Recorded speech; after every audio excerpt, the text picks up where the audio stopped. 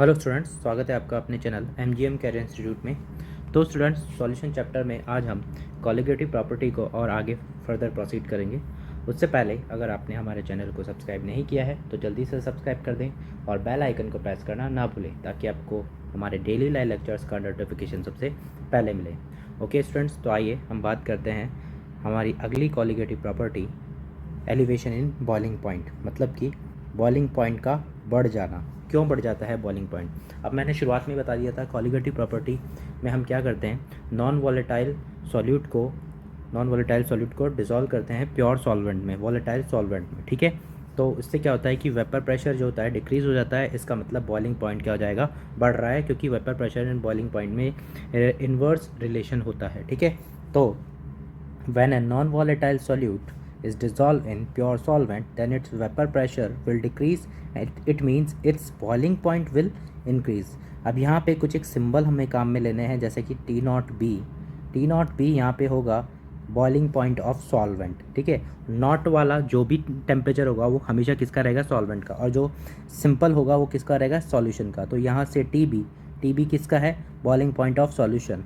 और हम ये मान के चल रहे हैं, या फिर हम अभी के लिए मान रहे हैं, और अभी हम ग्राफ में भी देख लेंगे कि जो टी की वैल्यू है वो T0B से क्या आती है, ज़्यादा आती है। ठीक है, अब वेपर प्रेशर और टेम्परेचर में मैंने एक ग्राफ बनाया हुआ है यहाँ पे। ये वाला जो फर्स्ट वाला ग्राफ है ये है हमारा सॉल्वेंट का ग्राफ, और सेकंड वाला ग्राफ है सॉल्यूशन का ग्राफ, जिसमें नॉन वोलेटाइल सॉल्यूट को मिला दिया है। ठीक है, तो अगर मैं सॉल्वेंट का लूँ तो सॉल्वेंट का मैंने क्या बोला था, जो टेम्परेचर है वो कितना रहेगा, T0B रहेगा। तो यहाँ पे सॉल्वेंट का टेम्परेचर T0B। ठीक है, और सॉल्यूशन, तो सॉल्यूशन का वेपर प्रेशर बढ़ेगा तो सॉल्यूशन का ग्राफ इस तरीके से आएगा, ये जो सेकंड नंबर का है। तो यहाँ पे जो टेम्परेचर है वो TB दिख रहा है, तो यहाँ पे आपको साफ साफ दिख रहा है, इधर जाएंगे तो टेम्परेचर बढ़ेगा, मतलब TB की वैल्यू T0B से ज़्यादा है। और इन दोनों का जो डिफरेंस होता है उसको बोलते हैं डेल्टा TB, और इसी को बोलते हैं एलिवेशन इन बॉइलिंग पॉइंट। ठीक है, इसके T0B के रेस्पेक्ट में जो प्रेशर होगा वो P0 होगा, और TB के रेस्पेक्ट में जो प्रेशर होगा वो होगा PS, क्योंकि वो सॉल्यूशन का प्रेशर है। तो ग्राफ से मैं ये बोल सकता हूँ कि जो डेल्टा TB है वो प्रोपोर्शनल टू है किसके, P0 माइनस PS के। और P0 माइनस PS को हमने फर्स्ट कॉलिगेटिव प्रॉपर्टी में देखा था, क्या था, N solute upon N solvent था। ठीक है, small n upon capital N था, तो वही मैंने यहाँ पे लिख दिया है जब वेरी डाइल्यूट सॉल्यूशन हो। तो वेरी डाइल्यूट सॉल्यूशन में अब यहाँ पे एक रिलेशन और आ जाता है, delta TB proportional to molality of solution small m। Delta TB equals to, इस प्रोपोर्शनलिटी के साइन को मैं हटाऊंगा तो यहाँ पे आ जाएगा delta TB equals to KB into M, जहाँ पे जो KB होता है वो एक कांस्टेंट होता है, और इस KB को हम बोलते हैं ये मोलर नहीं आएगा, ये मोलल आएगा, मोलल एलिवेशन कांस्टेंट। क्या बोलते हैं इसको, मोलल एलिवेशन कांस्टेंट, या फिर इसका एक और नाम है इब्यूलियोस्कोपिक कांस्टेंट। और डेल्टा TB की वैल्यू हमेशा इसमें क्या रखनी है, TB माइनस T0B। और T0B मैंने अभी आपको बताया क्या है, ये सॉल्वेंट का बॉइलिंग पॉइंट, और ये किसका है, सॉल्यूशन का बॉइलिंग पॉइंट। तो delta TB equals to KB into M, हम ये इक्वेशन यहाँ पे यूज़ करेंगे क्वेश्चंस में। ठीक है, जो KB है उसकी यूनिट होती है केल्विन किलोग्राम पर मोल, या मोल इनवर्स। KB की वैल्यू निकालने के लिए हमारे पास एक फॉर्मूला है, उसको याद करना है स्टूडेंट्स, सीधा का सीधा, जिसमें सीधे क्वेश्चन आते हैं। तो KB equals to RT0B square upon delta H into 1000 into delta H vaporisation. और डेल्टा H वेपराइजेशन अगर मैं सॉल्वेंट H2O लेता हूँ 100 डिग्री सेल्सियस पे कितना हो जाएगा, 540 कैलोरी पर ग्राम। तो ये सारी वैल्यूज़ अगर मैं इसमें रख दूँ तो जो KB निकल के आएगा वो आएगा 0.52 कैलोरी किलोग्राम पर मोल, और ये किसके लिए है, ये H2O के लिए निकल के आया है स्टूडेंट्स। ठीक है, तो ये है एलिवेशन इन बॉइलिंग पॉइंट, मतलब बॉइलिंग पॉइंट बढ़ जाता है जब मैं नॉन वोलेटाइल सॉल्यूट को प्योर सॉल्वेंट में मिलाता हूँ, है ना। अब यहाँ पे एक क्वेश्चन है हमारे पास, calculate the boiling point of the solution which 15% weight by volume aqueous urea solution.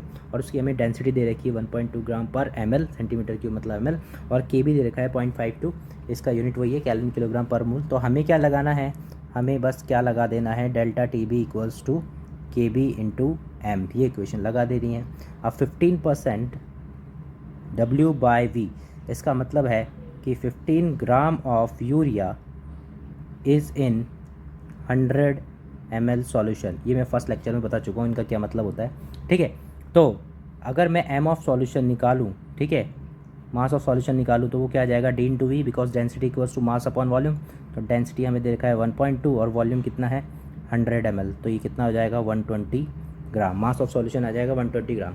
तो मास ऑफ सॉल्वेंट क्या आएगा, क्योंकि मोलैलिटी में सॉल्वेंट का मास चाहिए होता है, तो मास ऑफ सॉल्वेंट आएगा mass of solution minus 15 gram urea है, तो ये 15 ग्राम यहाँ पे कैंसिल हो जाएगा। ठीक है, ये मास ऑफ सॉल्वेंट आ गया। अब डेल्टा टी बी को मैं क्या लिख सकता हूँ, T B minus T nought B equals to K B की वैल्यू हमें दे रखी है 0.52 इंटू एम मतलब mole of solute divide by weight of solvent.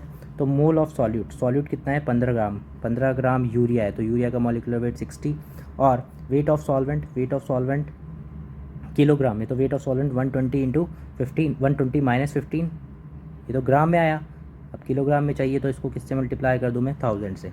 ठीक है, तो यहाँ से टी बी की वैल्यू सॉल्यूशन का चाहिए हमें, तो टी बी की वैल्यू क्या आ जाएगी टी नॉट बी प्लस में 0.52 into 15 divide by 60, 120 minus 15 into 100, और टी नॉट बी जो बॉइलिंग पॉइंट ऑफ वाटर होता है, ये सॉल्वेंट है तो वाटर है यहाँ पे, एक्वस सॉल्यूशन है, तो ये कितना आ जाएगा 100।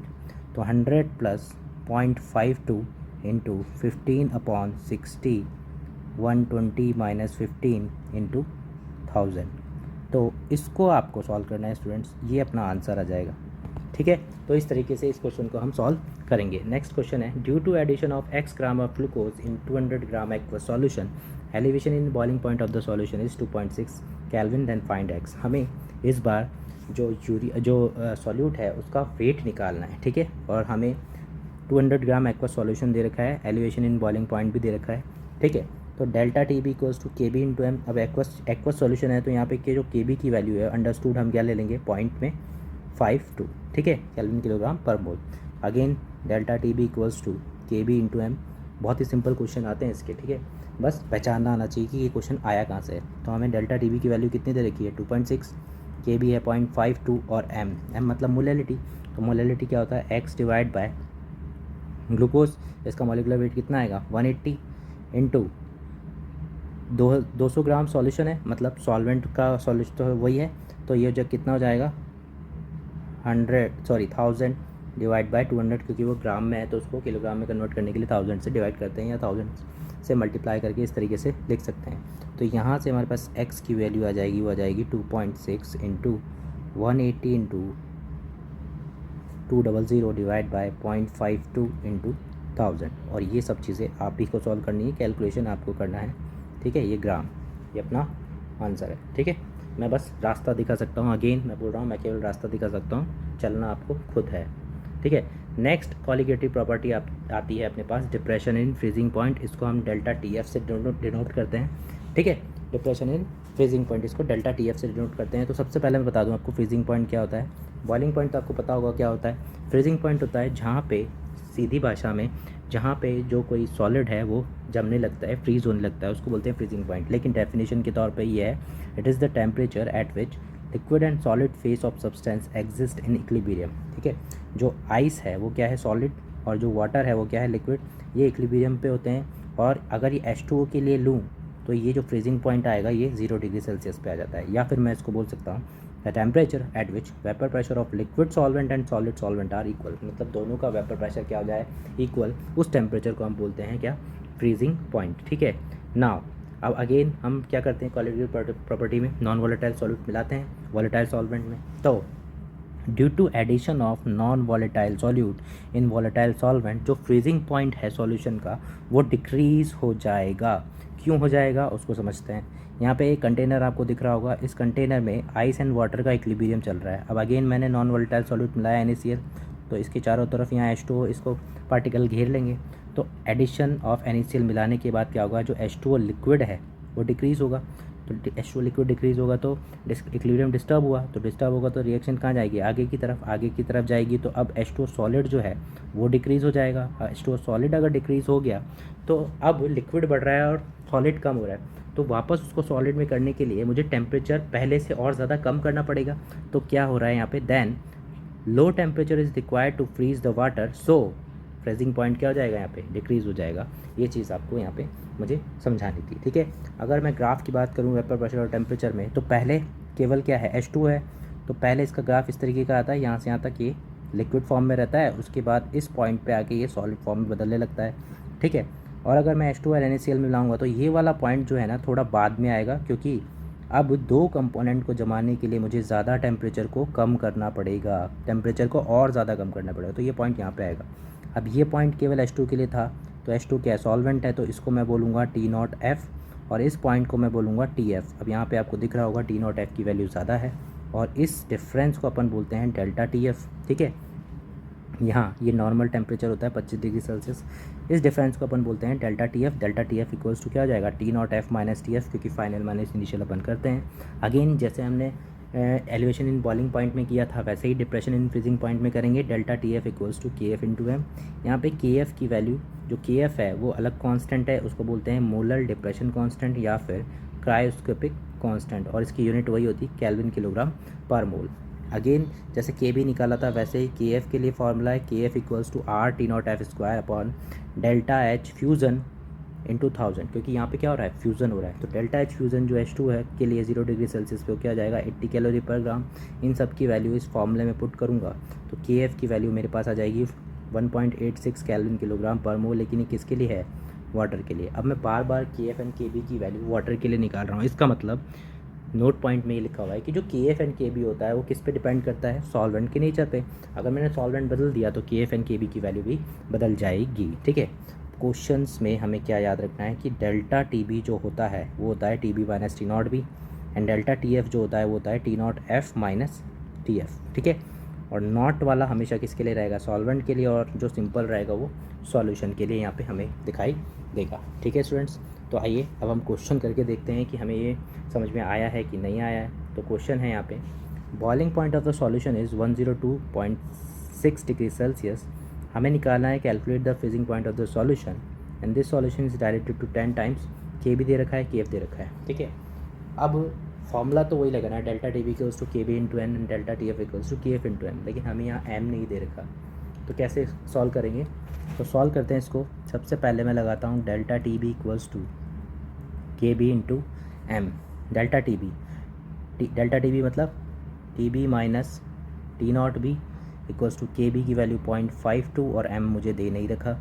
TB मतलब 102, TB मतलब सॉल्यूशन का वो दे रखा है मुझे 102.6, और T0 भी सॉल्वेंट होता है और एक्वस सॉल्यूशन तो सॉल्वेंट क्या होगा, वाटर, मतलब 100 डिग्री सेल्सियस, ठीक है, इक्वल्स टू 0.52 इंटू M।